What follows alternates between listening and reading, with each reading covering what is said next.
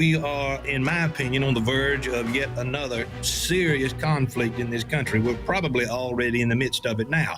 That may not be a military engagement as it was in the past, but there are certainly high tension marks in American society today, economically and politically, of course, but also religiously and culturally. Is Christian culture declining? I think we can all kind of agree to that, but we've invited today the Pipe Cottage to be on the program today. Now, you may or you may not be familiar with the Pipe Cottage. Dr. Alan Harrelson has a most splendid Southern accent. He's also got a very interesting take on Christian culture, the link between Southern culture, Christian culture, the decline in society in general, and maybe even the lasting consequences in the war between the states. By the way, my name is Joe McLean. I host a radio program called A Catholic Take, where we look at the world through a Catholic lens.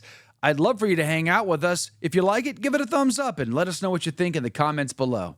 Hey, are you familiar with the Pipe Cottage? Now, this is a fantastic channel. There's actually two channels we're linking to, Pipe Cottage and Dr. Alan Harrelson. He's a history professor.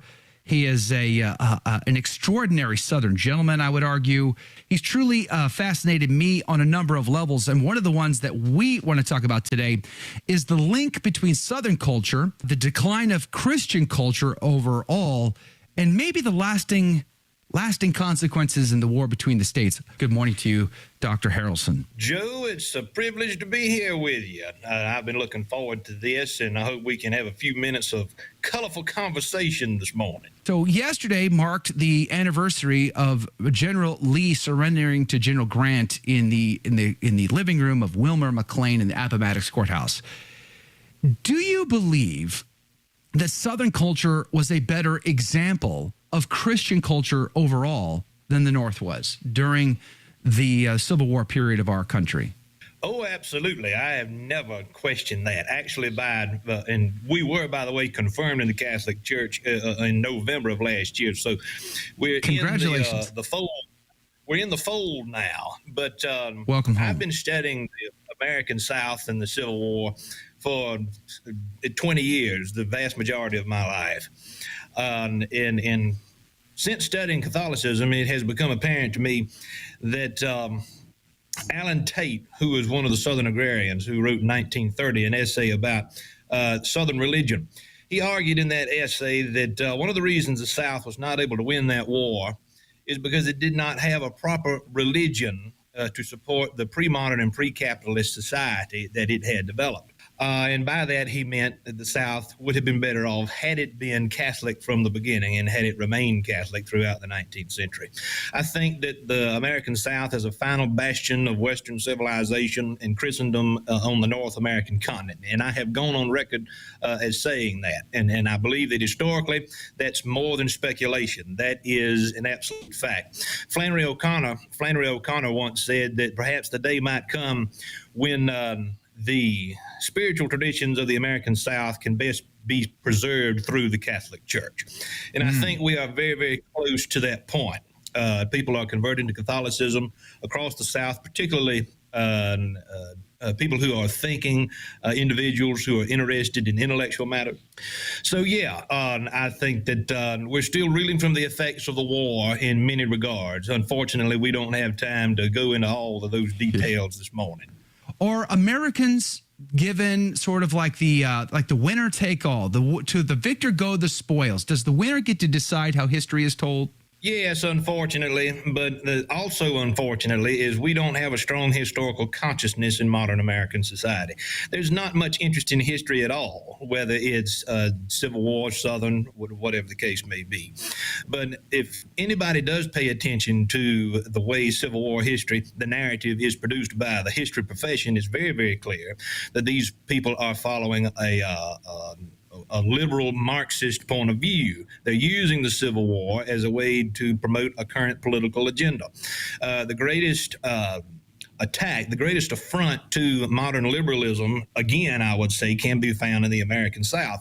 But the difference is not simply North and South anymore.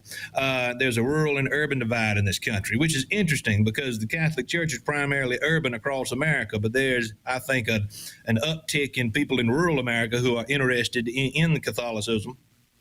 But how does this all relate to the Civil War? Well, there's three primary things that separate the South from the rest of the country during the antebellum period, and I think it's still the case in many ways now. Defiance towards external authority. People in the South are not really interested in other people telling them how to live their lives, and that's one of the main sticking points for people in the South who want to convert to the Catholic Church. Number two, a high respect and regard for the past. And number three, a respect for an agricultural civilization. Now, all of these things were challenged to some degree in the 1860s, and we're still dealing with the effects of it now. And actually, where I was raised in South Carolina, it was seldom called the Civil War. It was called the War of Northern Arrogance, or the late unpleasantness, as it was often called in Charleston. So I have very, very strong feelings about the 1860s and how we are still dealing with the loss of the Confederacy. Now, a lot of people may think that just because one side of the conflict maintained chattel slavery and the other side didn't, that the conflict was about slavery. Jefferson Davis, president of the Confederacy, said that the institution of slavery was merely the finger that pulled the trigger on a musket that had been capped and loaded for several generations. It's an intensely complex issue. The complexity of the Civil War period is something that the history profession has failed to fully cultivate and to explain to a reading audience.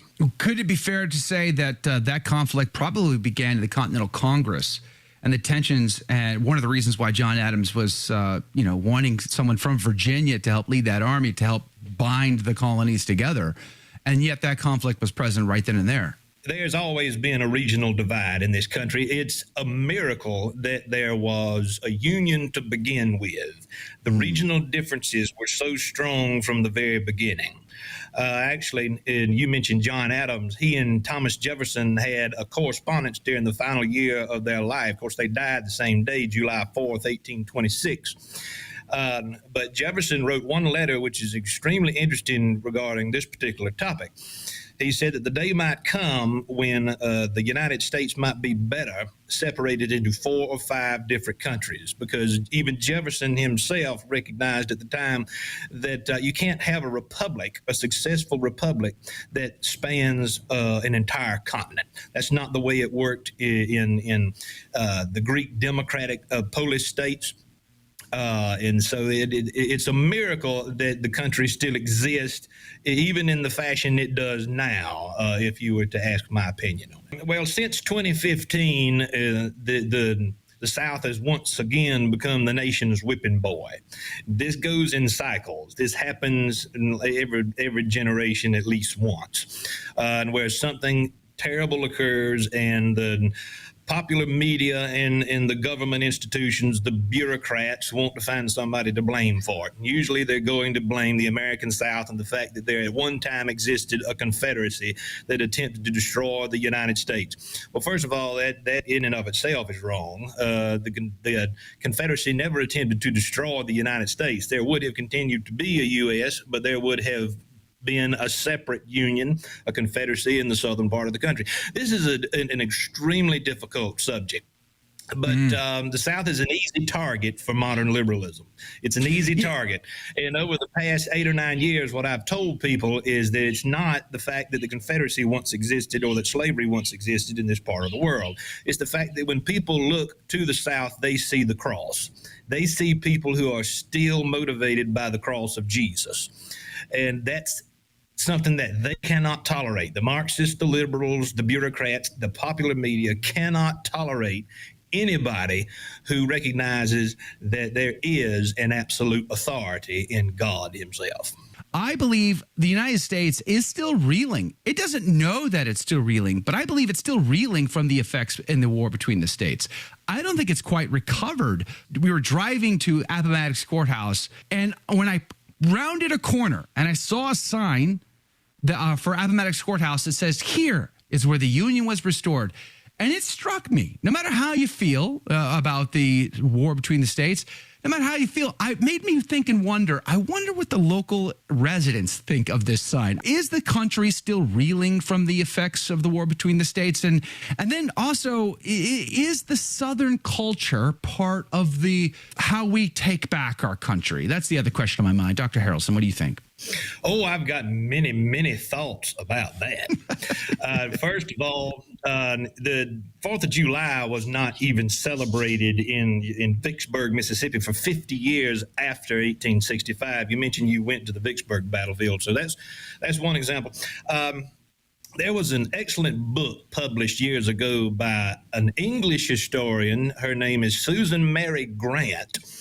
And her book was entitled North Over South. And in this book, she argues that what we have in the United States after the Civil War is not a true American nationalism. There's not real unity. We have New England nationalism writ large. We have two countries joined together by force of arms. The memory of that war when I was a boy and when my daddy was a boy was probably stronger than what it is now in the South. We're, as I said previously, historical consciousness is really going by the wayside now. But the memory is still strong, and the reason for that is this is the only part of the country that's ever experienced a true and drastic military defeat.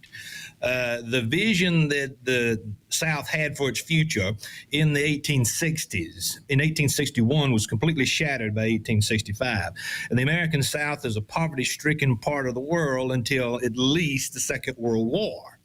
And so we're not dealing with the economic turmoil of Confederate defeat now, but we are dealing with a culture war. And so to answer your final question, I think that explaining history is one side of the equation, but what do we do with that explanation? If we're going to respect certain aspects of Southern history, what do we do with that knowledge? Well, I think restoring a culture takes a lot of time. It has to happen at the grassroots level. One of the best things we can do is fight against the revisionist historians and try to get people interested in the past again. Whether they're in the Catholic Church or not, people need to be interested in the past because we're starting to repeat several of the same mistakes we've made previously.